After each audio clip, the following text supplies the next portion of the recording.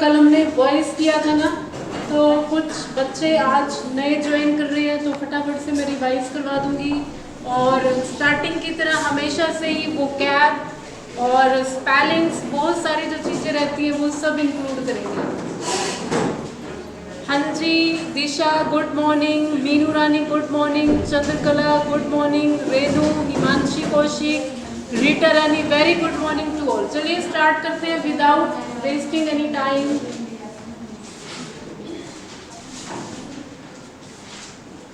हाँ जी, Santosh ji good morning. अगर किसी का कोई लेक्चर रह जाता है तो वो ऑनलाइन भी आप देख सकते हैं, वहां से भी देख लिया करो। चलो फटाफट से आप लिखिए एंटरप्राइजेस की स्पेलिंग। इतने मैं बोर्ड रब कर रही हूँ। फिर लिखिए एंटरप्रेन्योर। इन दोनों की स्पेलिंग्स को लिखिए, क्योंकि स्पेलिंग्स भी बहुत इंपॉर्टेंट पार्ट है। हाँ जी, एंटरप्राइजेस, एंटरप्रेन्योर और एंटरप्रेन्योरशिप। बस लास्ट में शिप ही लगाना है, लास्ट वाले वर्ड में जो बोला है। हाँ जी, entrepreneur, enterprises, entrepreneurship. Very good, कोशिश कीजिए, बहुत बढ़िया, वेरी गुड।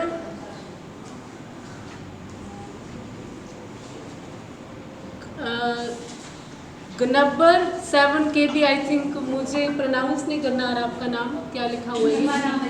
क्या है? Sushma. Sushma, okay. Sushma good morning. Sonia good morning, बहुत ही बढ़िया, बहुत ही बढ़िया सोनिया, आपने बिल्कुल सही रिप्लाई कर दिया है, वेरी गुड। मीनू रानी बहुत ही बढ़िया, शाबाश। लिखिए फटाफट से, फटाफट से लिखिए spelling enterprises, entrepreneur, entrepreneurship. Words भी बहुत एक तरह से क्रूशियल रोल अदा करते हैं। प्रोनाउंसिएशन की बात हो, चाहे आपकी ग्रामर की बात हो, हर चीज, हर एक सेक्शन कवर होना चाहिए, तो ही तो हमारा कॉन्फिडेंस लेवल रेज करेगा। Very good Soni. हाँ आता है ना, वेरी गुड, वही चीज है। थोड़ा सा मीनू रानी इसमें करेक्शन करना है, ठीक है, वेरी गुड। चलो अब मैं रिप्लाई यहाँ पर दे रही हूँ, आप मैच करना अपनी स्पेलिंग्स को। वही जो मैंने आपको बताई थी ना, एक बार रीजनिंग की क्लास लगी तो एक बच्चे ने क्या कहा, पजल। तो वही बात, हमें वो पजल वाला काम नहीं करना, हमने करेक्ट प्रोनाउंसिएशन और उसकी करेक्ट स्पेलिंग्स के ऊपर भी वर्क करना है। तो चलिए लिखते हैं स्पेलिंग्स को। मैं हमेशा एम्फेसाइज करती हूँ कि स्पेलिंग्स भी, ग्रामर भी, वोकैब भी, ये सारे सेक्शन आपके स्ट्रॉन्ग होंगे तो ही आपका एग्जाम क्रैक होगा। क्योंकि अब जो एग्जामिनर पेपर लेते हैं ना, उसमें 360 डिग्री अप्रोच होता है, आपने कोई भी सेक्शन नहीं छोड़ना। और आपने देखा था HSSC का कैलेंडर भी आ गया है, देखा था आज के न्यूज़पेपर के अंदर डेट्स अनाउंस हो गई हैं। चलिए कोई बात नहीं। और इसके अलावा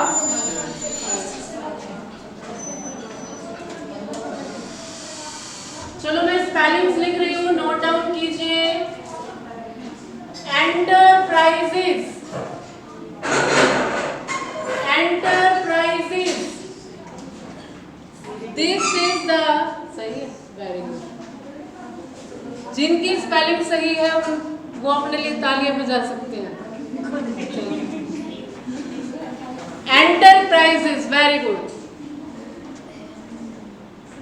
नवीन Jangra, very good, well done. उनके लिए मेरी तरफ से एक चॉकलेट।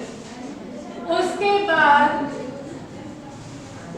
एंटरप्रेन्योर, एंटरप्रेन्योर देखो स्पेलिंग क्या है, entrepreneur, entrepreneur, this is the correct spelling of entrepreneur. मैं हल्का हल्का गैप भी दे रही हूँ, रीजन बीइंग कि अगर वो सारे के सारे वर्ड्स कनेक्ट हो जाएंगे ना, तो ई का यू नहीं पता चलेगा, यू का ई नहीं पता चलेगा। आइए आइए, बहुत बहुत स्वागत है आपका। क्या हुआ, गलत हो गई।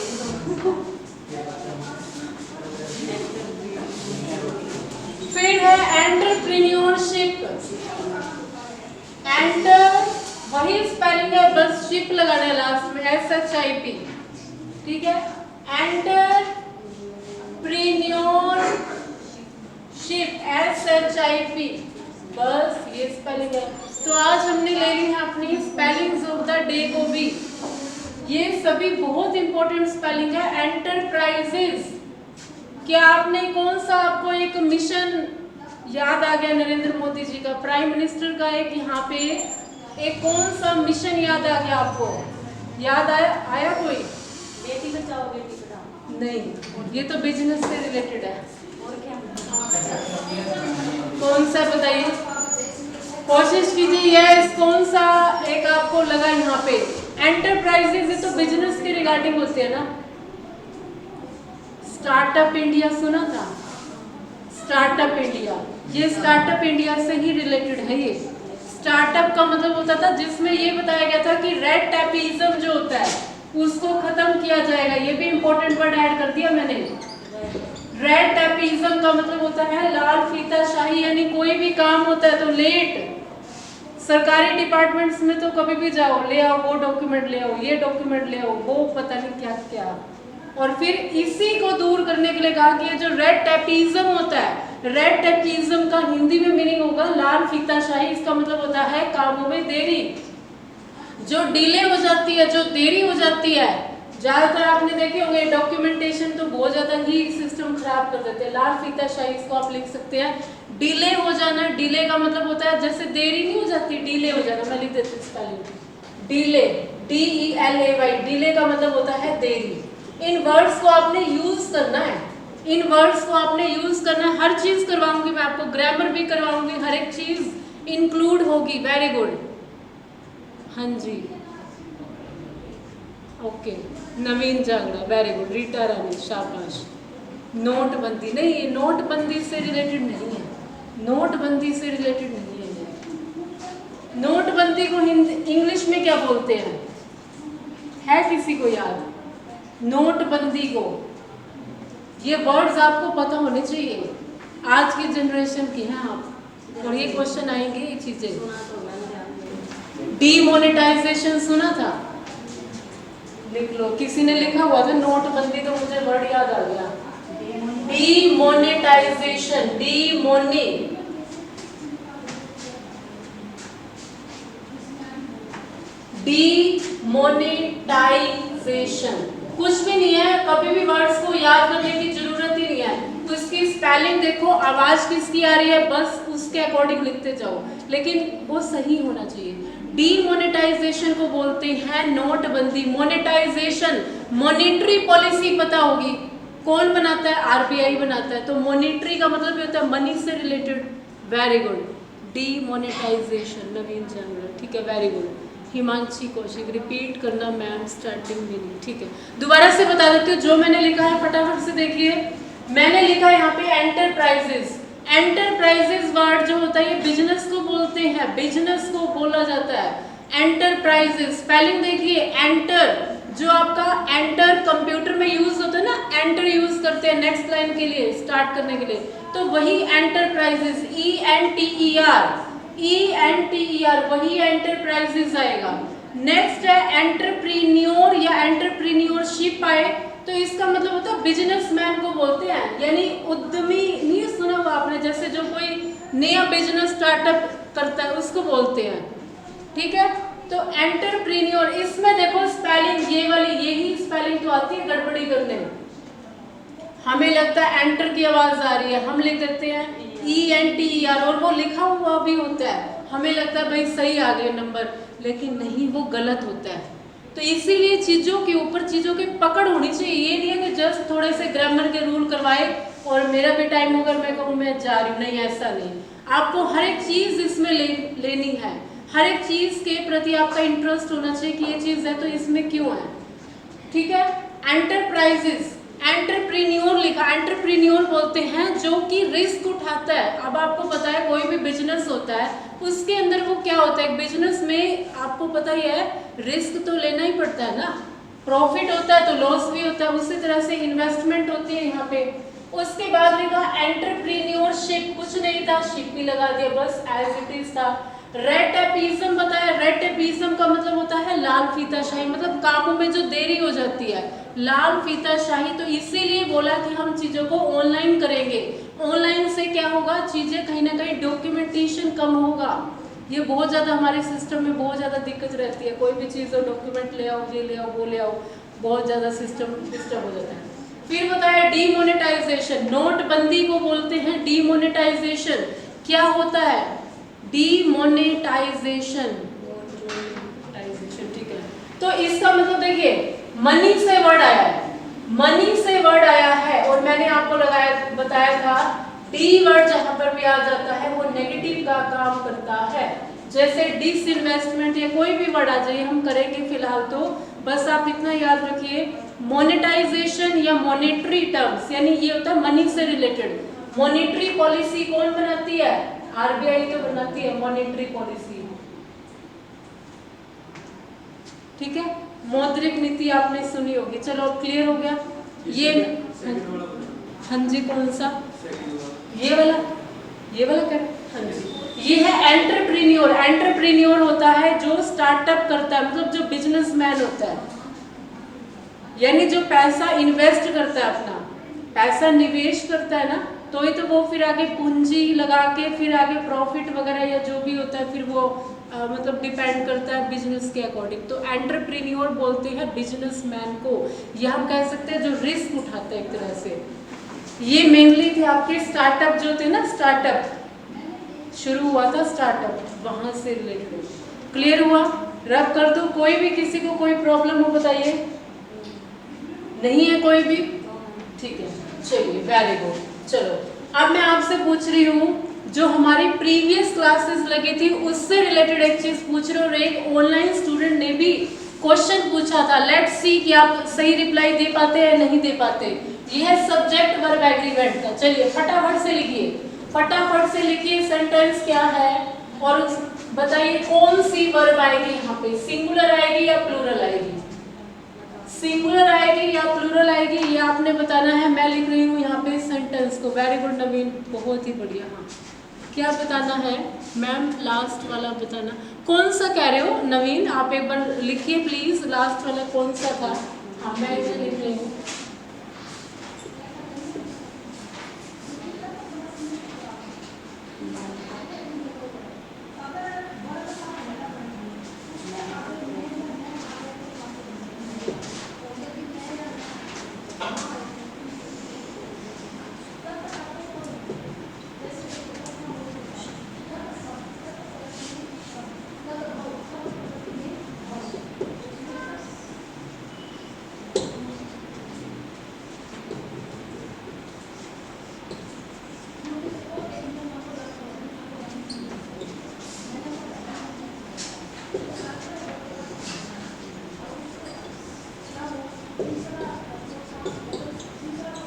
बताइए यहाँ पे सिंगुलर वर्ब आएगी प्लूरल आएगी। हाँ जी था शायद, क्या लिखा हुआ है, अच्छा ओके। नवीन आपने लिखा है रेड टेपिज्म। रेड टेपिज्म का मतलब मैंने ये बताया था लाल फीता शाही होती है। इसका मतलब होता है जो सरकारी काम होते हैं, सरकारी जो कामों में जो भी डिले होता है, देरी होती है, उसको बोला जाता है रेड टेपिज्म। और इसी को दूर करने के लिए ऑनलाइन प्लेटफॉर्म को स्टार्ट किया गया था। ऑनलाइन प्लेटफॉर्म स्टार्ट किया गया था क्योंकि डॉक्यूमेंटेशन में कभी ये कागज लेके आओ, कभी ये कागज लेके आओ, तो ये सब चीज़ें हो जाती है ना, तो उसके रिगार्डिंग था। हाँ जी, ये मैंने रिपीट कर दिया था, ठीक है। चलिए बताइए। प्लूरल आएगी फर्स्ट में, प्लूरल आएगी, ओके ओके। सेकंड में क्या आएगी फिर? सिंगुलर। सिंगुलर आएगी। नहीं मैम, ऊपर में सिंगुलर, नीचे वाले में प्लूरल। क्या ऐसा है? सिंगुलर दोनों में, ठीक है। आप लोग की बात मानती हूँ। अब हम बात करते हैं, चीज कह दी है कि neither of the two student. देखो मैंने आपको ये बताया था, हमने पेयर में किया था, ईदर के साथ पेयर आता है और का, तो इसको आइदर भी बोल देते हैं, दैट्स नॉट अ प्रॉब्लम, कोई बात नहीं। किसी को आइदर अच्छा लग रहा है तो आप आइदर भी बोल सकते हैं, जिसको ईदर अच्छा लग रहा है वो ईदर भी बोल सकते हैं, ठीक है, कोई प्रॉब्लम नहीं। ये बताया था नीदर के साथ नोर आता है। ये क्या होते हैं, ये क्या होते हैं? ये प्रेपोजिशन है, ये कंजंक्शन है, ये क्या है बताओ? कंजंक्शन है, ये संयोजक है जो जोड़ने का काम करेंगे, ठीक है। अब देखो ईदर के साथ और आता है, नीदर के साथ नोर आता है, बिल्कुल सही है। यहाँ पर आप चीज समझिए कि neither of the two students present in the class, दोनों में से, दो स्टूडेंट्स थे, दोनों में से कोई भी बच्चा क्लास में प्रेजेंट नहीं था, दोनों स्टूडेंट्स में से। तो यहाँ पे क्या आएगा बताओ? सिंगुलर आएगा। सिंगुलर आएगा। Very good. Neither of the two students was present in the class, या इज लगा सकते हैं, वो आपका टेंस किसके अकॉर्डिंग है, क्या उसमें दिया हुआ है, मतलब क्या उसमें दिया हुआ है, कहने का मतलब है कि आपको वॉज दिया हुआ है, वॉज हो जाता है आपका पास्ट के रेफरेंस के लिए, और इज यूज किया जाता है प्रेजेंट के रेफरेंस के लिए। ठीक है, तो ये चीज़ हो जाएगी, लिख लीजिए। एक ऑनलाइन स्टूडेंट ने मेरे से डाउट पूछा था, बट मैंने ये कहा था कि कभी हम नेक्स्ट टाइम जब रूल्स करेंगे तब उसमें डिस्कस कर लेंगे, तो मुझे ये पॉइंट याद आ गया कि ये वाला बता देना चाहिए, तो मैंने ये क्वेश्चन की फॉर्मेट में लिख लिया। तो यहाँ पर ये देखिए मैंने लिखा है ये सिंगुलर में यूज होगा, ये किस में होगा? सिंगुलर में। ये चीज नोट डाउन कीजिए कि दो में से एक भी नहीं, दो में से एक भी नहीं, क्योंकि ईदर और नीदर नॉर दो पर्सन्स के लिए लगाते हैं हम, कि दोनों में से या तो किसी ने भी नहीं किया, दो ये होता है पॉजिटिव के लिए कि या तो इस बच्चे ने किया या इस बच्चे ने, यानी दो के लिए। नीदर का मतलब होता है ना के लिए। ठीक है, ना तो राम ने काम किया ना श्याम ने काम किया, वो सेंटेंस के अकॉर्डिंग कुछ भी हो सकता है, तो नीदर होता है ना के लिए। ठीक है, अब बताइए नेक्स्ट वाला क्या आएगा? सिंगुलर आएगा, दोनों में से एक तो था वहाँ पर। चलिए बताइए, बाकी लोग भी थोड़ा सा एफर्ट लगाइए। मैं तो कहती हूँ जब भी क्लास में हो ना, कोई भी कमेंट वगैरह आप कोशिश कीजिए। Very good, very good. बताइए क्या आएगा? सिंगुलर आएगा। शाबाश। बाकी सत्यनारायण जी की कथा सुन रहे हैं, बाकी भी थोड़ा सा बोलिए। शाबाश। यहाँ पे क्या आएगा? सिंगुलर। वो सिंगुलर आएगा, कहने का मतलब है या तो इज या जो भी है ये हो जाता है आपका सिंगुलर, यानी एक। दोनों में से एक तो था मैम क्लास में। शाबाश, तो उसके लिए आ जाता है। ठीक है, तो उस केस में जो हेल्पिंग वर्ब होगी सब्जेक्ट का वर्ब के साथ जो एक तरह से एग्रीमेंट होगा वो सिंगुलर होगा। वेरी गुड, सिंगुलर आएगा दोनों के केस में। कोई ऐसा आपको याद नहीं करना दोनों में से एक भी नहीं था या दोनों में से एक था, कोई भी आप क्राइटेरिया डिस्कस कर रहे हैं तो उस केस में क्या आ जाएगा? सिंगुलर वर्ब आएगी, बस इतना ध्यान रखना। नाउन देखो प्लूरल है, नाउन है ना, स्टूडेंट है तो स्टूडेंट का नाउन होता है स्टूडेंट्स। मैंने आपको बताया था, पहली ही क्लास में बताया था। एस या ईएस कब लगा रहे? देखिए जब भी आप किसी नाउन के साथ जब आप एस या ईएस लगा रहे हैं तो वो प्लूरल हो गया, ठीक है, बहुवचन में हो गया। जबकि वर्ब के साथ आप एस या ईएस लगा रहे हैं तो वो सिंगुलर हो जाती है। गो के साथ गोज, विन के साथ विंस लगा दिया, एस या ईएस लगा दिया ना, ये वर्ब है। वर्ब क्या होता है? कोई भी एक्शन। वर्ब होता है कोई भी एक्शन होता है। ऐसे तो वर्ब की काफी सारी वैरायटी है, लेकिन मेन एक्शन कोई भी क्रिया। क्रिया क्या होती है? कोई एक्शन, कोई काम जो किया गया, वही चीज हो जाती है ना। हाँ जी शिल्पा, सिंगुलर आएगा। वेरी गुड, बहुत ही बढ़िया, वेरी गुड चंद्रकला। चलो क्लियर हो गया। अब मैंने कल जो स्टार्ट किया था, कल आपका किया था वॉइस, कल आपका वॉइस किया था जिसमें मैंने आपको कुछ बेसिक चीजें एक तरह से एक फाउंडेशन बना दिया था। तो फटाफट से रिवाइज करते, और आज मेरा थोड़ा सा ऐसे था कि वॉइस को कंप्लीट करवा देंगे। ठीक है, हो जाएगा, वेरी इजी। कल आपने सारी की सारी चीजें कर ही ली थी। जिसने नहीं की थी, जिसको लग रहा है कि मेरी फर्स्ट क्लास है, नो प्रॉब्लम, मैं अभी 5 मिनट में करवा देती हूँ। इंग्लिश तो वैसे बहुत ईजी है, डिफिकल्ट तो है नहीं कुछ भी। चलो मैं रब कर दूँ इसको।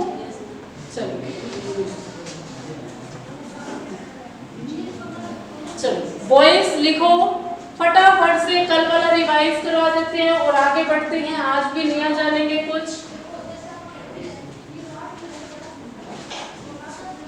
चलो जब मैं रब कर रही थी ना, एक वर्ड मेरे यहाँ मन में आ गया, तो इसका मीनिंग बताइए।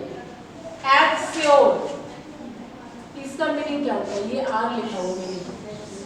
एब्स्योर्ड, क्या ये वर्ड सुना है कभी आपने?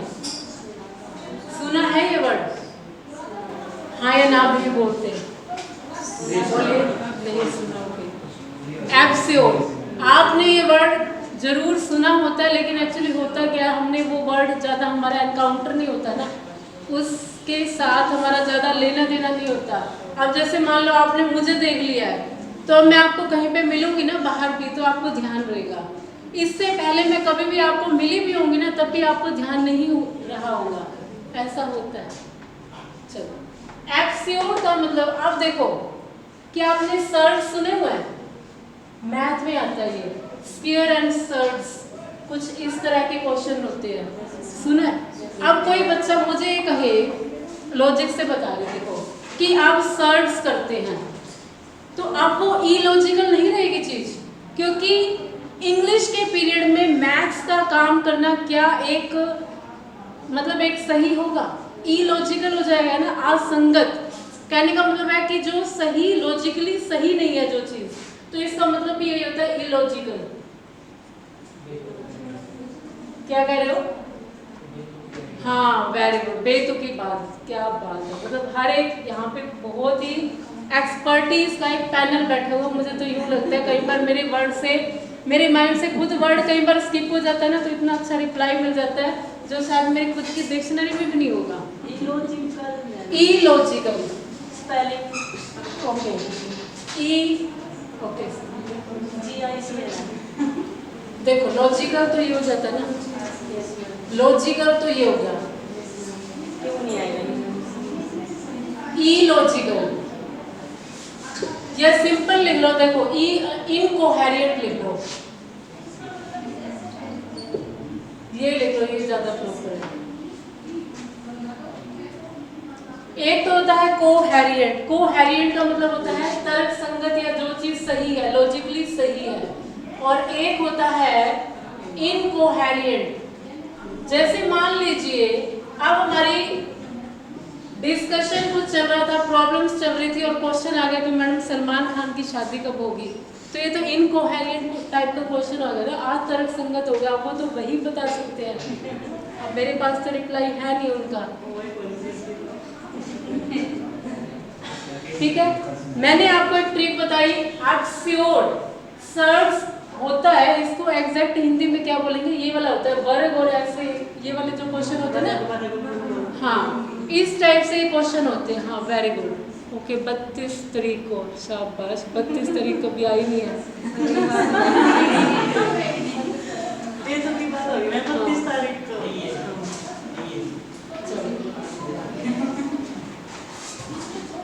तो ये जो वर्ड्स है ना, ये भी आपने करने हैं, ये नहीं सोच लेना कि ये हमें आएगा नहीं। चलो फटाफट वॉइस की बात करते हैं, 5 मिनट जो कल किया था। हाँ जी ठीक है नवीन जी, बहुत बढ़िया रिप्लाई दिया आपने, जबरदस्त। वॉइस होता है वाच्य, ठीक है, जैसे आपने पढ़े होंगे कि मैंने काम किया, एक होता है मेरे द्वारा काम किया गया, ये होते हैं दो तरह के, एक होता है कृतवाच्य और एक होता है कर्मवाच्य। कृतवाच्य का मतलब ये होता है एक्टिव वॉइस। कृतवाच्य फटाफट से बता देती हूँ मैं, एक होता है कृतवाच्य, कृतवाच्य बोलते हैं एक्टिव वॉइस। एक्टिव वॉइस का मतलब होता है जहां पर हेल्पिंग वर्ब सब्जेक्ट के अकॉर्डिंग आएगी, जहां पे हेल्पिंग वर्ब सब्जेक्ट के अकॉर्डिंग आएगी उसको बोलते हैं, हाँ वेरी गुड,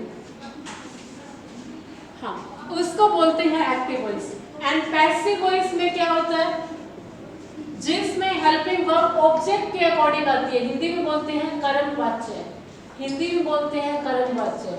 और एक चीज ये बताई थी कि जब भी आप एक्टिव से पैसिव बनाएंगे तो वर्ब की थर्ड फॉर्म तो लगेगी ही लगेगी, वर्ब की थर्ड फॉर्म तो लगेगी ही लगेगी। और यहाँ पे आता है बाय, कुछ एक्सेप्शंस भी आएंगे वो भी बताऊंगी, बाय जरूर आएगा। और बाय जब भी आता है, आपको पता है कोई भी एक्टिविटी जब किसी लिविंग पर्सन के द्वारा परफॉर्म की जा रही है तो उसके लिए यूज किया जाता है बाय। ये हम प्रेपोजिशन में कर चुके हैं। बी बाय तब यूज करते हैं जब कोई भी एक्शन, जब कोई भी काम किसी लिविंग के द्वारा परफॉर्म किया जा रहा है। क्या मैं ये लिख सकती हूँ I am writing by the pen? गलत होगा, I am writing with pen. With ये मैंने बताया था आपको, ठीक है। बाय यूज होता है लिविंग के केस में, कोई भी एक्टिविटी परफॉर्म की जा रही है, कोई भी एक्टिविटी, हाँ वेरी गुड रीटा रानी, बहुत ही बढ़िया, वेरी गुड, ठीक है। चलो अब मैंने ये बताया था, इसके अंदर आपको बताया था कि आई लिख दो, यहाँ पे देख रहे हो, आई ईट मैंगो, आई ईट मैंगो एक्टिव का पैसिव बनाना है, बताया था। सब्जेक्ट को ऑब्जेक्ट बना दो और ऑब्जेक्ट को सब्जेक्ट बना दो, बताया था। फिर कुछ, हाँ जी, mango eaten by me. Helping verb कुछ नहीं लगेगी। वर्ब की फर्स्ट फॉर्म है, वर्ब की फर्स्ट फॉर्म को इज, एम, आर, और वर्ब की थर्ड फॉर्म तो लगेगी। चलिए mango is eaten by me. शाबाश। Mango is eaten by me. नहीं दिख रहा नीचे? हाँ शाबाश, बहुत ही बढ़िया, ठीक है। देखो कुछ नहीं है, एक्टिव वॉइस में क्या होता है, जो हेल्पिंग वर्ब होती है वो सब्जेक्ट के अकॉर्डिंग लगती है। हेल्पिंग वर्ब जो होती है वो सब्जेक्ट के अकॉर्डिंग लगती है। यहाँ पे तो हेल्पिंग वर्ब थी नहीं, ईट ही था, तो इससे हमें पता लग रहा था ये प्रेजेंट इनडेफिनिट टेंस है। ये कौन सा है? ये प्रेजेंट इनडेफिनिट टेंस है। यहाँ पे तो मेन एक्टिविटी ही बताई हुई थी, ईट यानी खाना। यहाँ पे कुछ is am are goes verb नहीं था। मैंने आपको बताया था जहाँ पर भी आपको वर्ब की फर्स्ट फॉर्म लिखी हुई मिल जाए वहाँ पे इज एम आर में कन्वर्ट कर दो। वर्ब की थर्ड फॉर्म तो हमेशा रहेगी रहेगी। जहाँ पे आपको वर्ब की सेकंड फॉर्म मिल जाए उसको वोज वर्ब में कर दो, उसको वोज वर्ब में कर दो, वर्ब की थर्ड फॉर्म तो रहेगी रहेगी। अगर आपको वोज वर्ब मिल जाए, अगर आपको वोज वर्ब मिल जाए उसको रखना ही रखना है, उसके साथ बीइंग लगा दो, उसके साथ बीइंग लगा दो। बताया था वोज वर्ब जब भी आ जाए तो वोज वर्ब तो रहेगा रहेगा, बीइंग और लगा दो। और ये फॉर्म होता है कॉन्टिन्यूटी का, वर्ब की फर्स्ट फॉर्म के साथ जब भी आईएनजी आ रहा है तो इसका मतलब होता है कि वो चीज चल रही है, वो चीज कंटिन्यू है।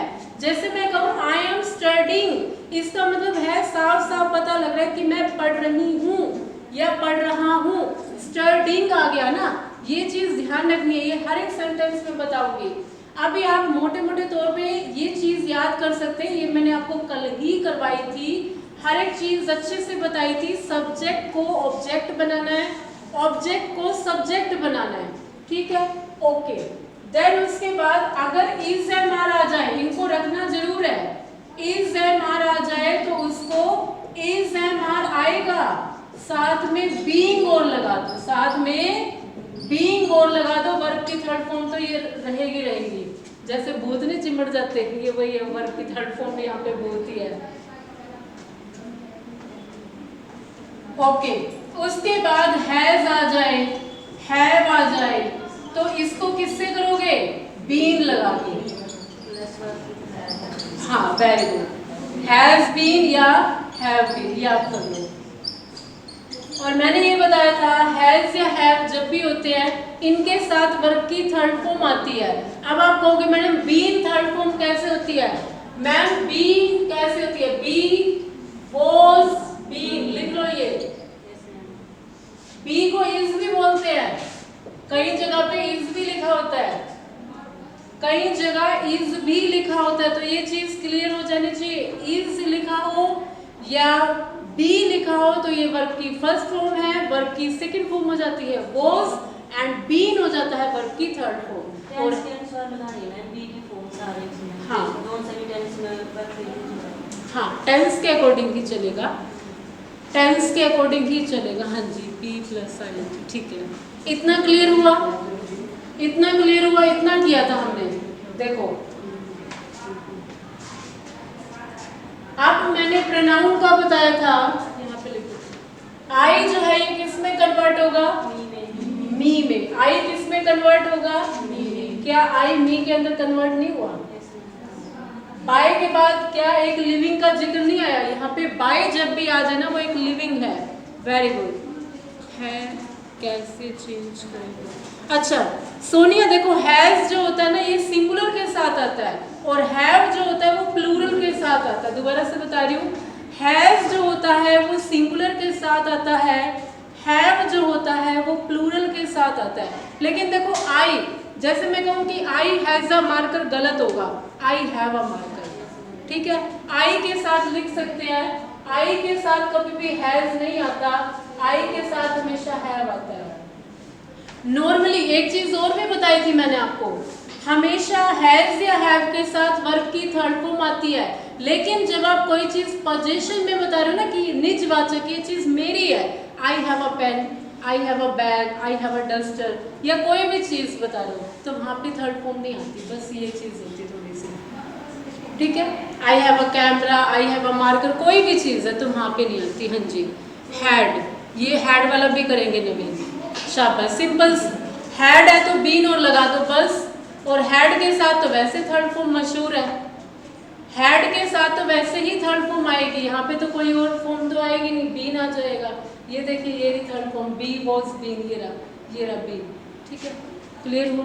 हाँ जी, आप बताइए, कुछ स्टूडेंट्स हमारे साथ जिन्होंने न्यू ज्वाइन किया था तो इसीलिए मैंने एक बार दोबारा से रिवाइज कर दिया, बाकी चलें, किसी को कोई भी डाउट हो बताइए, बता दिया करो, मैंने हमेशा कहा था। और एक कल मैंने टेबल भी करवाई थी, वो टेबल मोस्ट इंपॉर्टेंट है, I my me we our us, very good Renu.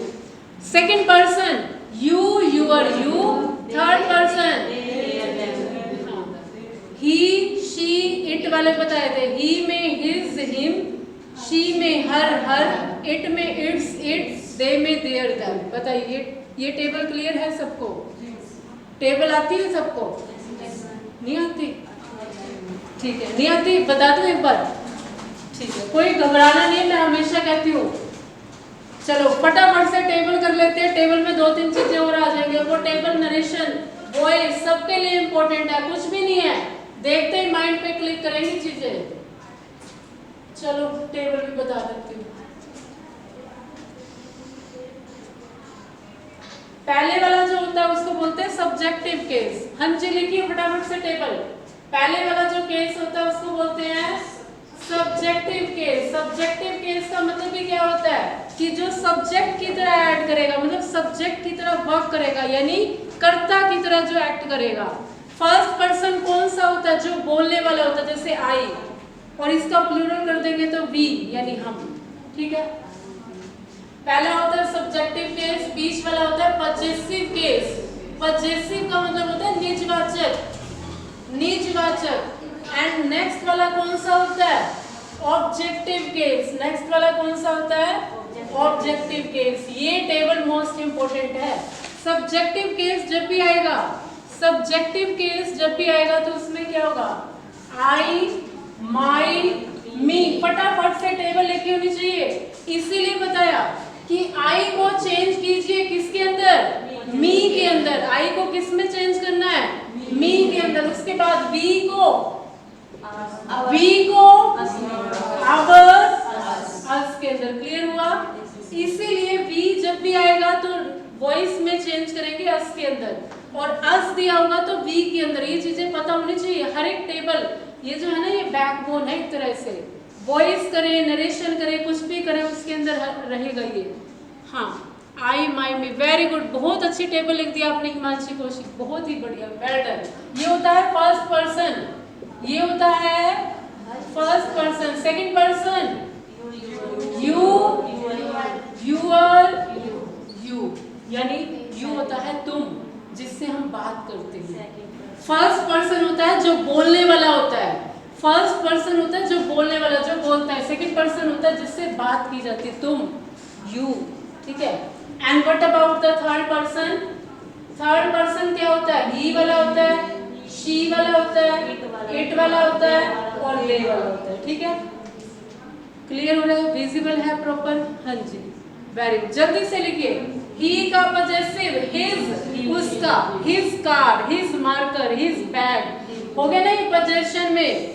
Possessive case हो गया ना। पजेसिव का मतलब ये होता है निजवाचक, कोई चीज उसकी है, अपना, कोई भी चीज दिखाने के लिए, अपना अधिकार, अपनी ओनरशिप दिखाने के लिए, अपना अधिकार, ठीक है। जैसे, ठीक है, ही, हिज, शाबाश, हिम, ठीक है। उसके बाद शी का हर हर महादेव, हर हर, ओके। इट का वेरी गुड, इट का इट्स और इट्स। दे का देयर, देम। क्लियर हुआ? क्लियर हुआ? हर एक टॉपिक का बैकबोन है ये, वेरी गुड। ये टॉपिक आपको अच्छे से क्लियर होने चाहिए। अब मैं ये कहूँ कि जो थर्ड पर्सन सिंगुलर होता है ना, उसके साथ SCIS आता है। अब आपको ये चीज क्लियर हुई? इनके साथ SCIS आएगा, लिख लेना ये चीज, टेंस में भी आती है। जो थर्ड पर्सन सिंगुलर होता है ना, थर्ड पर्सन सिंगुलर, ये थर्ड पर्सन है और ये सिंगुलर है। ही मेल के लिए यूज करते हैं, शी फीमेल के लिए यूज करते हैं, मैस्कुलिन फीमेनाइन पढ़े होंगे आपने, ये हिंदी में भी पढ़े होंगे, ये पुल्लिंग स्त्रीलिंग और ये सब जैसे, ठीक है। इट यूज होता है बच्चे के लिए भी यूज करते हैं, चाइल्ड के लिए भी, और इट यूज होता है थिंग्स के लिए भी, नॉन लिविंग चीजों के लिए भी, ठीक है। तो ये टेबल जो है ना, अब मैं दोबारा कभी नहीं लिखूंगी, अब आपको क्लियर हो जानी चाहिए टेबल। मैम ही सी के साथ एस कैसे? देखो जैसे मैं कहूं कि he sings a song, he sings a song, she sings a song, लगा एस, वर्ब की फर्स्ट फॉर्म के साथ एस लगा। अब मैं ये लिख रही हूँ कि वे गाना गाते हैं, दे सिंग आएगा उसके, इसमें प्रॉपर विजिबल है यहाँ पे लिखे। अब देखो मैंने लिखा दे सिंग, दे सिंग, अब मैंने यहाँ पे एस नहीं लगाया, अब लगाऊंगी तो ग्रामेटिकल एरर हो जाएगा। अब क्लियर हुआ? अब क्लियर हुआ बताओ? वेरी गुड, जल्दी से बोलिए। हाँ जी, इट चाइल्ड के साथ, हाँ इट चाइल्ड के केस में भी यूज करते हैं, जब हमें ये ना पता हो कि वो बेबी गर्ल है या बॉय है, तो उस केस में हम यूज करते हैं इट का भी। ये भी सेंटेंस देखेंगे, हाँ जी करते हैं हम, हाँ जी नवीन करते हैं, वेरी गुड। चलिए क्लियर हो गया। अब मैं ये बोलूँ थर्ड पर्सन सिंगुलर, कौन सा है थर्ड पर्सन सिंगुलर? तो ये है थर्ड पर्सन सिंगुलर। दे तो वे हो गया, दो या दो से ज्यादा के लिए फिर वो प्लूरल वाली सेंस देता है। क्लियर हो गया? चलो, कल जो सेंटेंस दिए थे उसमें कोई डाउट? जिनकी फर्स्ट डे होगी ना, जिन्होंने कल नहीं लगाया हुआ, उनके लिए हो सकता है। चलो फटाफट से मैं रब कर रही हूँ, इतने मैं रब कर रही हूँ, सेंटेंस लिखिए फटाफट से। अब ये क्लियर हुआ SEIS? क्या आपने हिंदी में विकारी और अविकारी शब्द सुने हुए हैं? सुने हैं ना, जो कि के कारण का रूप बदल जाता है। हाँ यस एग्जैक्टली, जिनका रूप अब वही रूप इनका भी बदल गया, वर्ब की फॉर्म का बदल गया ना, सिंग सिंग सिंग्स, ये चीज होगी। तो यही चीज एक तरह से काम आएगी आपको। चलिए अब मैं इसको रब कर रही हूँ।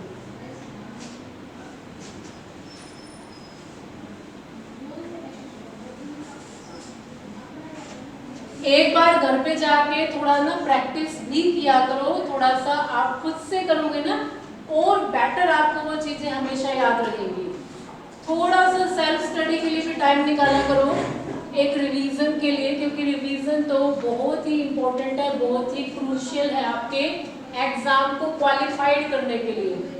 साथ में हम चीजें नॉलेज गेन करने के लिए भी करते हैं, जॉब तो होती होती है हमारी प्रायोरिटीज के साथ साथ हमें चीजों को इसीलिए रिवाइज करते हुए चलना है, ठीक है। चलो अब मैं यहाँ पे एक सेंटेंस लिख रही हूँ, मुझे बताइए क्या आएगा। मैंने लिखा he will sing a song, he will sing a song। कोशिश कीजिए, ये फ्यूचर इंडेफिनिट टेंस है, फ्यूचर टेंस है सिंपल। कल वाला जो रूल था उसको यूज कीजिए। सबसे पहले क्या होगा, सब्जेक्ट को, वेरी गुड। चलो आंसर बता रहे, वेरी गुड बताओ। Our song will be sung by him। he का him हो जाएगा, ही का हिम हो जाएगा। उसी टेबल को याद करो, हिज नहीं होगा, हिज तो ग्रामेटिकली रॉन्ग है, हिज तो पोजीशन दिखाने के लिए होता है, निजवाचक कोई चीज उसकी है, ऑब्जेक्टिव केस यूज होगा। वेरी गुड, बहुत ही बढ़िया, बहुत ही शानदार। क्लियर हुआ? देखो लिख लीजिए, जहां पर भी विल आ जाए, वॉइस बना रहे तो कुछ ऐड करना है, क्या आएगा? विल बी आ जाएगा। शैल है तो शैल बी आ जाएगा। अगर शैल बी है या विल बी है तब क्या हो सकता है? माइंड लगाओ।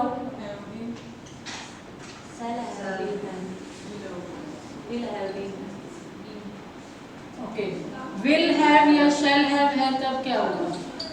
तब तो एक ही चीज बची है, ये देखो हैव के साथ क्या लगता है? वेरी गुड, बताओ।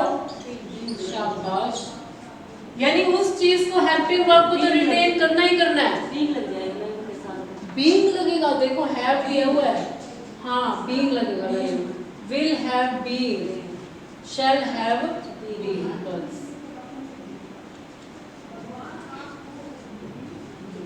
बस ये चीज है।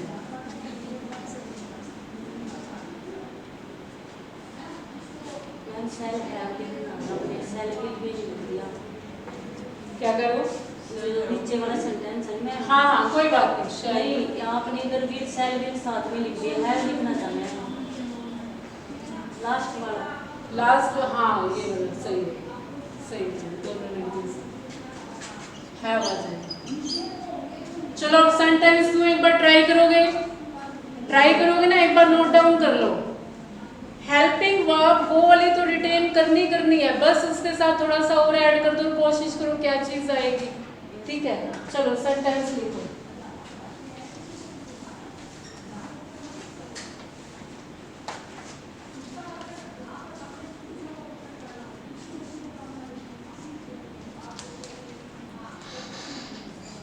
हाँ जी लिखो, सेंटेंस है आपके पास।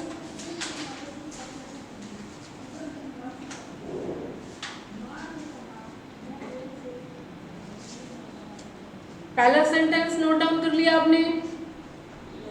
चलो उसके बाद नेक्स्ट सेंटेंस लिखिए, the teacher will teach us, the teacher will teach अस।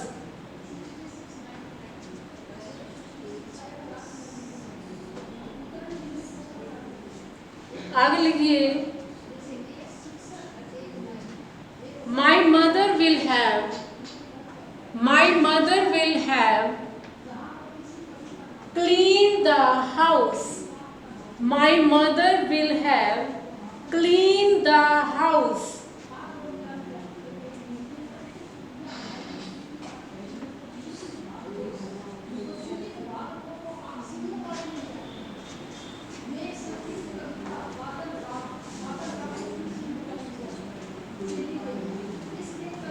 शाबाश, बनाइए, कोशिश कीजिए, एफर्ट लगाइए, जितना आप एफर्ट लगाएंगे उतना बेटर आप कर पाएंगे, क्योंकि practice makes a man perfect. ये वाला कोटेशन आपने सच में इसको प्रैक्टिकली एप्लीकेबल करना है, और वो तभी होगा जब आप खुद से एफर्ट लगाएंगे।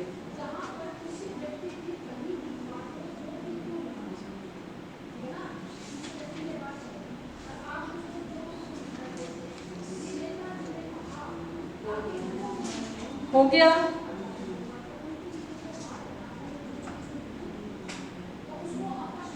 हाँ जी हो गया सबका?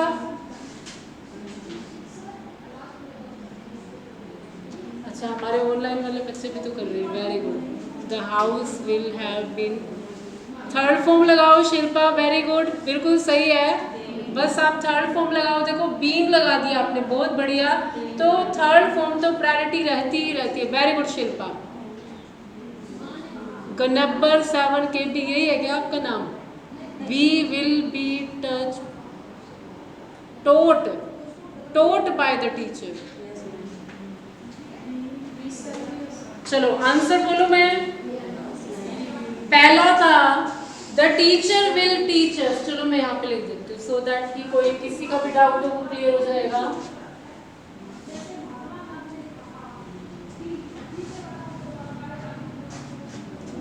क्या था sentence? The teacher will teach अस। सबसे पहले वर्ब की फॉर्म्स भी याद होनी चाहिए। टीच की सेकंड और थर्ड फॉर्म क्या होती है इसे बताइए आप। टीच की क्या होती है सेकंड और third form? Very good, teach की होती है टॉट, टॉट। टीच की क्या होती है? टॉट, टॉट, ठीक है, ये होती है। वेरी गुड शिल्पा, ठीक है। अब सिंपल सिंपल हमें पता है बॉयज का रूल, सब्जेक्ट को ऑब्जेक्ट, ऑब्जेक्ट को सब्जेक्ट बनाओ। अस का क्या बन जाएगा? शाबाश, वी, आगे will, be, taught by the teacher, क्या बात है, बहुत ही बढ़िया, बहुत ही शानदार। बताइए किसी को कोई डाउट हो? सिंपल सेंटेंस पकड़ना है ना, कोई बहुत ज्यादा लॉजिक तो है नहीं है, नहीं है ना लॉजिक कुछ भी इसमें इतना कॉम्प्लिकेटेड सा। क्लियर है सबको? कोई भी डाउट आए तो आपकी ये सबसे पहले प्रायोरिटी है पूछना, और मेरी जो प्रायोरिटी है वो है आपको बताना। चलो नेक्स्ट सेंटेंस क्या था? My mother will have cleaned the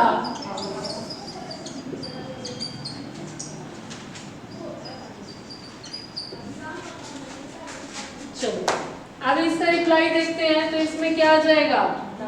The house will have been, शाबाश, will have been cleaned by, शाबाश। यानी ये समझ में आ गया ना अब आपको लॉजिक? लॉजिक समझ में आ जाना चाहिए। कोई भी ग्रामर की बुक उठाओगे, rules all over world same है। ये नहीं कि हम अपनी क्लास में अलग रूल्स बना रहे हैं, यहाँ पे रूल्स नहीं बना रहे, रूल्स ऑलरेडी बने हुए हैं, बस हम उनको प्रॉपर वे से, एक फॉर्मुलेट वे से कर रहे हैं, एक प्रॉपर सीक्वेंस में। वेरी गुड, बहुत ही बढ़िया शिल्पा, शाबाश। चलो क्लियर हो गया? अब अगर क्वेश्चन WH फैमिली के आ जाए तब कैसे करोगे? हु टीच यू, या कोई भी WH वाली फैमिली जो होती है, व्हाट, व्हाई, वेयर, कुछ इस तरह के सेंटेंस आ जाए तो उसका तब कैसे निकालना है, वॉइस बनाना है, तो फटाफट से लिखिए। हाँ जी, शाबाश, बहुत बढ़िया, वेरी गुड। चलो ये क्लियर हो गया ना? वर्ब की फॉर्म्स को एक बार जरूर कर लेना। टीच है तो टीच का टोट टोट हो जाएगा।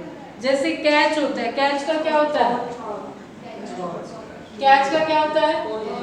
कॉट। ये होती है फॉर्म्स, ठीक है? कोई बात नहीं, जिसको ना भी आती हो वो थोड़ा थोड़ा साथ में, वेरी गुड, करते जाना, हो जाएगा। बहुत बढ़िया शिल्पा, बहुत। हाँ चलो चलो रब कर दो। अब देखो एक चीज हमेशा याद रखना, जब भी WH फैमिली से अगर आपका एक्टिव वॉइस स्टार्ट हो रहा है तो पैसिव वॉइस भी क्वेश्चन मार्क से ही खत्म होगा। ये नरेशन नहीं है कि यहाँ पे आप फुल स्टॉप से करोगे खत्म, ठीक है? आप देखो मैं आपको करवाती हूँ ना, यहाँ पे क्लियर हो जाएगा। एक्टिव में लगेगा तो पैसिव में भी लगेगा, पैसिव में भी लगेगा, वेरी गुड, ठीक है? चलो लिखो। पहला है when do you send the document। पहला क्वेश्चन है when do you send the document। This document है, कुछ भी इस तरह से हो सकता है। सबसे पहले इसका फॉर्मेट देखिए। अब WH फैमिली आ गई है। WH फैमिली होती है जिसमें कि क्वेश्चन वर्ड्स पूछे जाते हैं, व्हाट, वेयर, व्हेन होती है ना, ये वाली WH फैमिली, व्हाई, ये WH वाली फैमिली बोलते हैं इसको। अगर इसमें अगर आपके पास एक्टिव वॉइस में आ जाए then how you will change it into passive voice, ठीक है? सिंपल है, कुछ भी नहीं करना। सबसे पहले व्हेन की जगह को व्हेन ही रखना है, उसके बाद क्या होगा बताओ?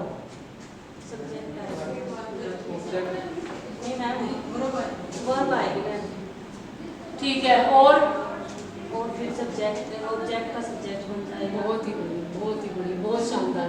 आप देखो ये जो है ये कौन सी फॉर्म है?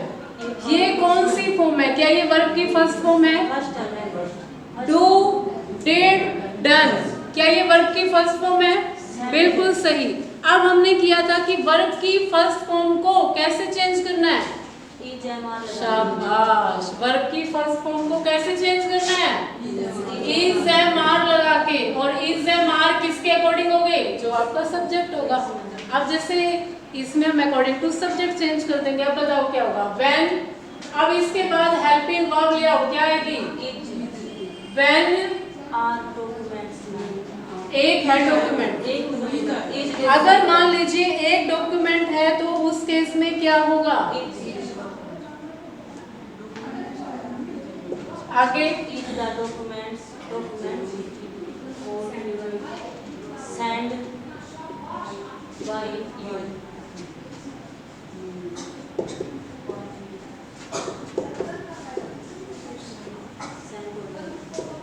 अब थोड़ा थोड़ा क्लियर हुआ? अब थोड़ा थोड़ा क्लियर हुआ? दोबारा से देखो, मैं बताती हूँ। WH फैमिली में वॉइस जब भी शुरू होगा तो क्वेश्चन मार्क से ही उसका एक्टिव का पैसिव बनेगा, पहला रूल। दूसरा रूल, व्हेन दिया हुआ है तो एज इट इज रख दो। उसके बाद आप फाइंड आउट करो हेल्पिंग वर्ब को। मैंने कहा है WH के बाद आप हेल्पिंग वर्ब को फाइंड आउट कीजिए। हेल्पिंग वर्ब आप देखेंगे यहाँ पे थी वर्ब की फर्स्ट फॉर्म, और वर्ब की फर्स्ट फॉर्म चेंज होती है इज, एम, आर के अंदर, हमने पढ़ा था, ठीक है। और वर्ब की थर्ड फॉर्म तो रहेगी रहेगी। अब यहाँ पे ये जो ऑब्जेक्ट है ना, ये सब्जेक्ट यहाँ पे आ जाएगा, तो उसके अकॉर्डिंग ही मेरी यहाँ पे फॉर्म लगेगी, इज लगेगी, एम लगेगी, आर लगेगी, या जो भी है वो इसके अकॉर्डिंग ही लगेगी। फिर उसके बाद एज इट इज जो फॉर्मेट हम यूज कर रहे थे कि जो ऑब्जेक्ट दिया हुआ है उसको सब्जेक्ट वाला ले आओ, और जो लास्ट में आपको दिया हुआ है उसको चेंज कर दो। क्लियर हुआ? यू, यूर, यू ही होता है ना, इसीलिए इसमें तो कोई आई तो होगा नहीं, किया था ना, इसीलिए टेबल के ऊपर जोर दे रही हूँ। यू, यूर, यू, यहाँ से शुरू, यहाँ से खत्म, सेम। ठीक है, क्लियर हुआ? नेक्स्ट सेंटेंस लिखो। नेक्स्ट सेंटेंस है where was this book, where did she find this book. ऐसे लिखो, where did she find this book. इसका बनाओ। Where was this book? Very good, कोशिश कीजिए सभी। यहाँ पे डिड दिया हुआ है, वर्ब की सेकंड फॉर्म है। Where was शाबाश। find by found आएगा।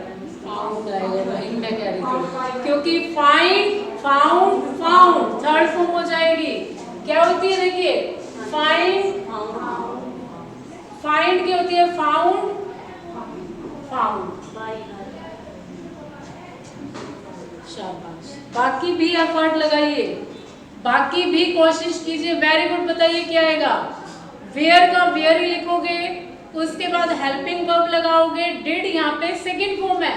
अब आपके माइंड में आ जाना चाहिए कि सेकंड फॉर्म है तो वॉज या वर लगाओगे, थर्ड फॉर्म तो रहेगी रहेगी, थर्ड फॉर्म तो है ही है। Where was this book found by her. Very good Shilpa, आपके लिए शानदार तालियां और एक चॉकलेट। बहुत ही बढ़िया, नवीन ने भी बहुत बढ़िया लिखा है। Where was this book found, okay, where was book लिख दिया आपने, दिस को नहीं लिखा नवीन, कोई बात नहीं, आपने एफर्ट लगाया, बहुत ही बढ़िया। देखो, हमेशा याद रखना वॉइस के अंदर दिस का दैट नहीं होगा, वो नरेशन में होगा। दिस का दैट जो होता है वो नरेशन के अंदर होता है, यहाँ पे दिस का दैट नहीं करोगे, एज इट इज रखना है आपने। यहाँ तो टेंस चेंज ही नहीं होता है, हाँ। नरेशन में चेंज होता है। शाबाश, बहुत बढ़िया। Where did she find this book? पिछले जन्म में लगता है आप इंग्लिश के कोई प्रोफेसर या कोई लेक्चरर थे, हैं? आपसे ही पढ़ाया, यहीं पे पढ़ाया है। नहीं, बहुत बढ़िया, आप भी बहुत अच्छे से कर रहे हैं, बहुत वेरी नाइस। तो देखिए इसका आंसर क्या आएगा, वेयर, उसके बाद फॉर्म को देखिए, सेकंड फॉर्म है, सेकंड फॉर्म में क्या होगा, वॉज वर होगा, तो क्या आएगा, वेयर वॉज। अब ये इसके अकॉर्डिंग लगेगा ना, ये जो ऑब्जेक्ट है इसको मैं आगे लेके आऊंगी ना। अगर यहाँ पे दीज बुक्स होता तब यहाँ पे बताओ क्या होता है। शाबाश, बहुत सारी होगी ना बुक्स, बहुत सारी होगी ना, तो उस केस में क्या हो जाता, वर आ जाता। वेयर वर दीज बुक्स, उसके बाद फाउंड बाय हर। हाँ जी, दिख रहा है ना ये, हाँ वेरी गुड, शाबाश, बिल्कुल सही चंद्रकला, बहुत बढ़िया, बहुत ही शानदार। अब समझ में आया, बताओ क्लियर हुआ किसी को कोई भी डाउट हो ना तो बोला करो, डाउट बताओगे तो ही क्लैरिटी होगी। क्लियर हुआ?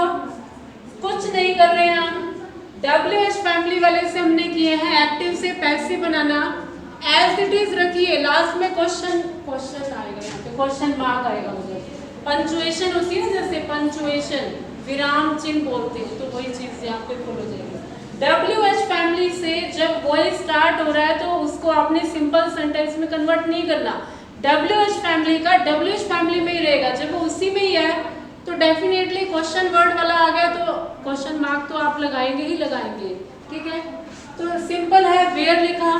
फिर उसके बाद मुझे दीज बुक्स को लेके आना था, तो दीज बुक्स एक प्लूरल सेंस को दे रहे हैं तो मैंने लगा दिया वर।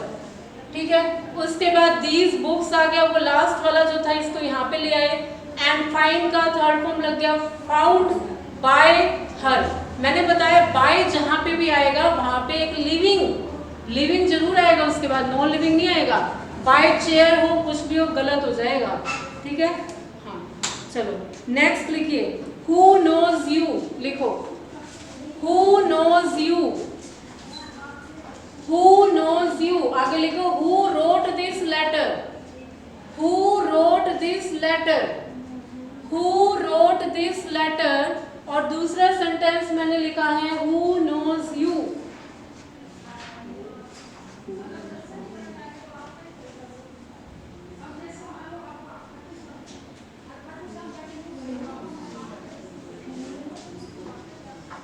आगे लिख लो हु जो होता है बाय हुम में चेंज होता है, लिख लीजिए। हु हमेशा बाय हुम के अंदर चेंज होता है, लिख लीजिए एस्टेरिक मार्क करके। हु का हु नहीं रहेगा, हु का बाय हुम हो जाता है। नोन के साथ लिखिए, नोन के साथ हमेशा टू प्रेपोजिशन आता है। ठीक है, नोन के साथ हमेशा टू प्रेपोजिशन आता है। कुछ प्रेपोजिशंस ऐसी होती हैं जो कि फिक्स्ड प्रेपोजिशन होती है। फिक्स्ड का मतलब होता है कि उस पर्टिकुलर वर्ड के साथ वही आएगी। जैसे I prefer tea to coffee, आप यहाँ पे अगर देन का यूज कर देंगे तो वो गलत हो जाएगा। आप अगर यहाँ पे देन का यूज कर देंगे तो वो गलत हो जाएगा। ये चीज बताइए मैंने। बाय हुम, नवीन थोड़ा सा इसमें करेक्ट करना है। चंद्रकला वेरी गुड, ठीक है बताओ। हु रोट दिस लेटर, करें इसका। Who wrote this letter,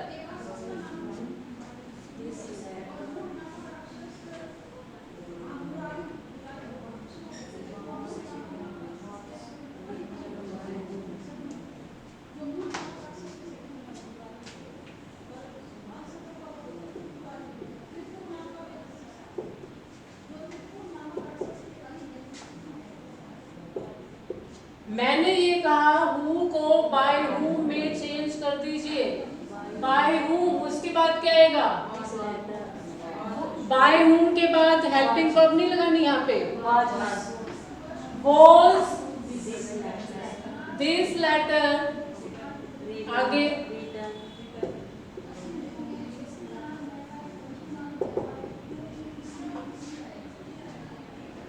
By whom was this letter written? बिल्कुल सही।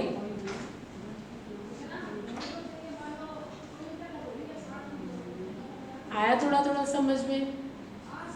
समझ में ना आया हो तो बता देना, मैं वहीं पे ब्रेक लगा दूंगी। ये नहीं है कि मुझे दौड़ना है, कोई बात नहीं, दौड़ेंगे चल के भी हो जाएगा काम, लेकिन कंसेप्ट की क्लैरिटी बहुत ज्यादा जरूरी है। नेक्स्ट सेंटेंस का आंसर लिखिए।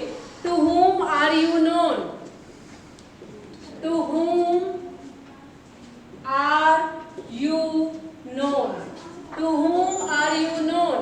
अब आप ये कहोगे कि मैम आपने अभी तो बताया था who जो होता है वो by whom में चेंज होता है, लेकिन साथ में एक चीज और बताई थी, known के साथ to preposition का यूज होता है। ठीक है, अभी बताया था नोन के साथ टू प्रेपोजिशन का होता है, लेकिन ये टू प्रेपोजिशन ये स्टार्टिंग में आ जाएगा क्योंकि टू और बाय दो तो यूज नहीं होंगे ना।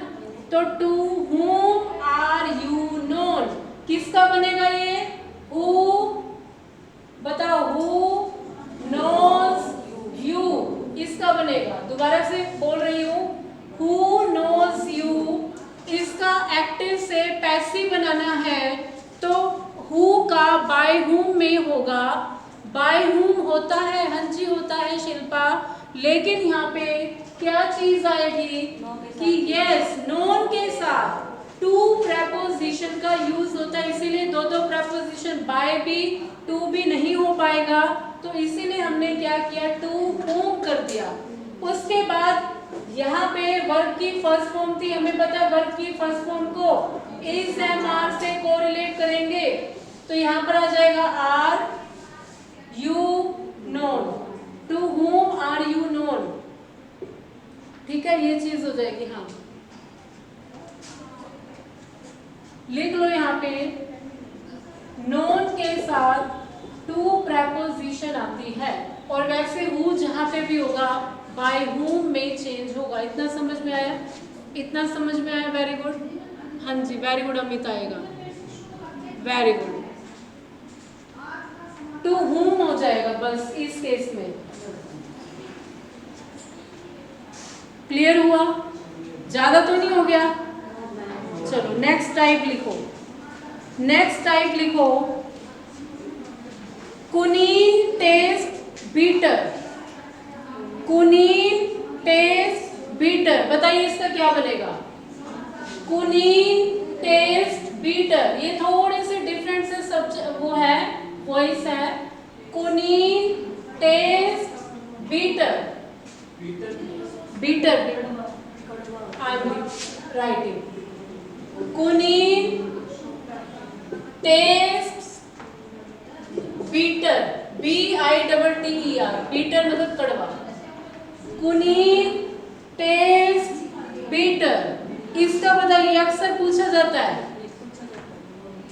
कुनीन टेस्ट बीटर, इसका क्या बनेगा, इसका बनेगा कुनीन इज बीटर व्हेन टेस्टेड, लिख लीजिए, कुनीन इज बीटर, ये थोड़े डिफरेंट टाइप के होते हैं, कुनीन इज बीटर, कुनीन कड़वा है, when it is tested, when it is tested, form कहीं ना कहीं यूज वही की है, प्रेजेंट इंडेफिनिट टेंस था उसको इज एम आर में कन्वर्ट कर दिया है, quinine is bitter when it is tested, कुनीन कड़वा है जब इसको टेस्ट किया जाएगा, quinine is bitter when it is tested. जैसे आपको पता है सोर सोर बोलते थे इसको, अब सावर कड़वा नहीं, सावर होता है खट्टा, सोर सोर बोलते हैं ना, सोर सोर नहीं है, जैसे sour, it is sour in taste, जैसे लेमन का टेस्ट होता है।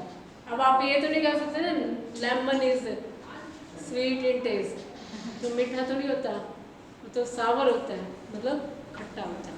चलिए वेरी गुड, एक सेंटेंस ऐसा ही लिखो, द फूड टेस्टेड डेलिशियस, इसका बनाओ, द फूड टेस्टेड डेलिशियस, यहां पर एडजेक्टिव यूज हुआ है, एडजेक्टिव का मतलब होता है विशेषण, यहां पर बीटर वर्ड था, एडजेक्टिव होता है विशेषण जो विशेषता बताएगा।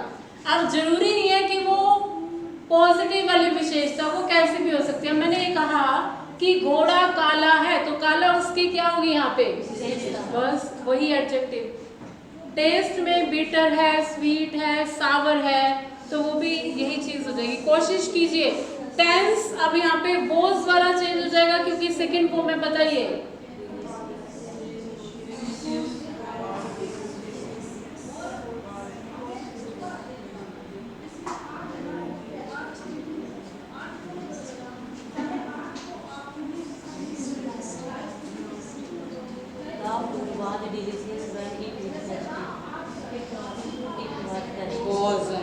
वेरी गुड, बहुत बढ़िया, शाबाश। बताइए बाकी रिप्लाई भी आने चाहिए, बाकियों के भी, शाबाश बोलिए। वेरी गुड, बोलो वेरी गुड, शाबाश। The food was delicious, tasty था, यम्मी था। The food was delicious when it was tasted, when it was tasted, the food was delicious when it was tasted, जब उसको टेस्ट किया गया। The food was delicious when it was tasted. Very good Disha, Shilpa, Himanshi Kaushik, Rita Rani, Amit, very good Shilpa, बहुत ही बढ़िया, बहुत ही जबरदस्त शानदार session. Clear हुआ इतना? कुछ नहीं है, देखो टेस्टेड लिखा है तो टेस्टेड यहाँ पे सेकंड फॉर्म यूज की गई है, सेकंड फॉर्म यूज की गई है तो वॉज पर आ जाएगा। The food was delicious when it was tested. Clear हुआ? उसके बाद दो छोटे छोटे टाइप ही बच गए, बस उसको भी कर लेते हैं, फिर हो जाएगा कंप्लीट। लिखो, सिंपल सेंटेंस है शट अप, हाँ, या प्लीज सिट डाउन, इस तरह के सेंटेंस है ये। लिखिए, इनका वॉइस चेंज करना है, इनका वॉइस चेंज करना है। वेरी गुड शिल्पा, लिखिए। पहला सेंटेंस है शट अप, दूसरा है प्लीज सिट डाउन। हाँ वही है, वही है, बिल्कुल सही पकड़े, वेरी गुड, सही है, कोशिश कीजिए, वेरी गुड।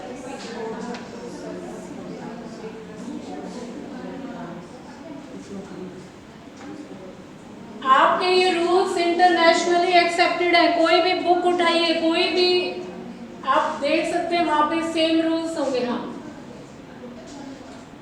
चलो, क्या है पहला सेंटेंस? दूसरा है प्लीज सिट डाउन, प्लीज, चलिए बताइए। Very good, you are order to shut up.